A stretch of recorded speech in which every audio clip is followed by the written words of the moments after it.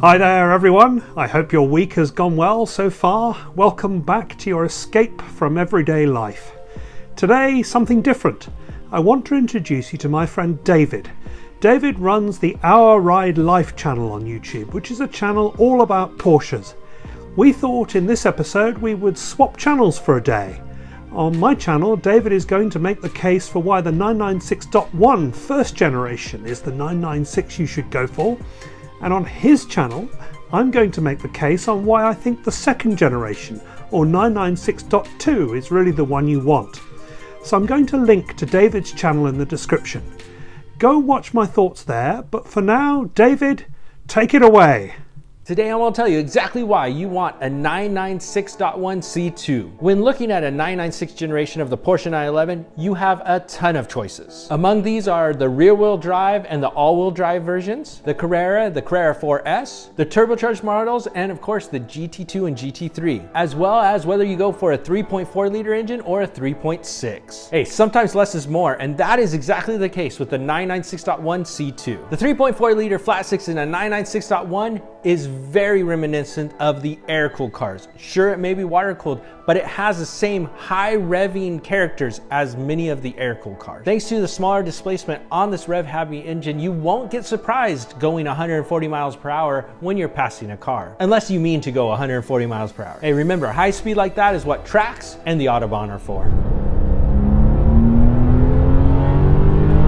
The 996.1 is famous or infamous for its fried egg headlights. These were first released to the public in the less expensive Porsche 986 Boxster. Even though my 996.1 would have the original fried egg headlights with the ambers on them, a previous owner decided to de-amber these. This is all well and good as I have high cholesterol and I don't need any yolks. Even though some are not fans of the 996.1 headlights, they are the similar design as those used on the 911 GT1. With the 996.2 and the turbo, you get the turbo style headlights. Many people do prefer these, but one thing I like to point out is with the 996.1 you get GT1 style headlights. With the 996.2 headlights, you get the same headlights as Sally from the movie Cars. The cable-driven throttle body was only available on early cars, but it is the last time that a 911 has a cable-driven throttle body. After this, all cars were e-gas, also known as drive-by-wire. The cable-driven throttle body is only available on 1999 models from the US and in some other countries 1998 models. The drive-by-wire cars can be tuned to have a more responsive throttle, but the cable-driven throttle body is the last time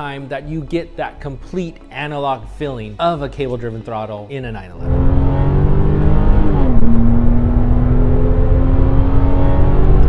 For the 1998, if you're in another country, 1999 model years, and some 2000s and 2001s, the 3.4 liter cars came with a dual row IMS bearing. This dual row IMS bearing is able to take on more load, and thus the IMS bearing itself is less prone to damage. Compared to the later single row IMS bearing that's found in the 996.2 cars, the dual row IMS bearing has a lower percentage chance of failure. With a dual row IMS bearing, the percentage chance of failure falls all the way down to about 1%. Or as the aftermarket would say, so you're telling me there's a chance of failure. While to be cautious, it is best to put a retrofit IMS bearing on your car. Since the rate of failure of a dual row IMS bearing is much lower, you can wait until you have to do something in that same area, such as a clutch change.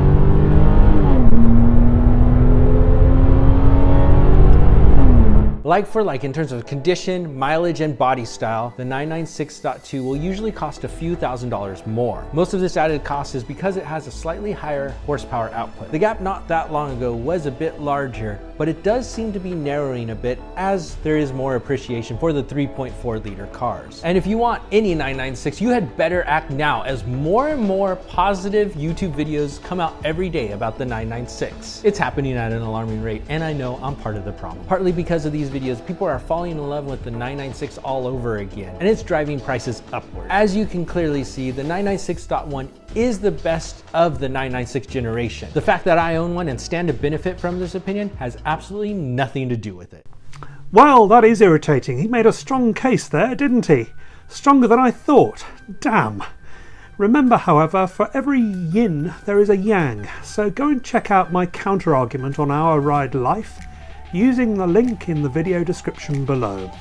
You have to watch both videos to get the full picture, But thanks so much for watching. As ever, if you've got this far, please give both our videos a like and consider subscribing to both our channels if you haven't already. Otherwise, I'll see you in the next one.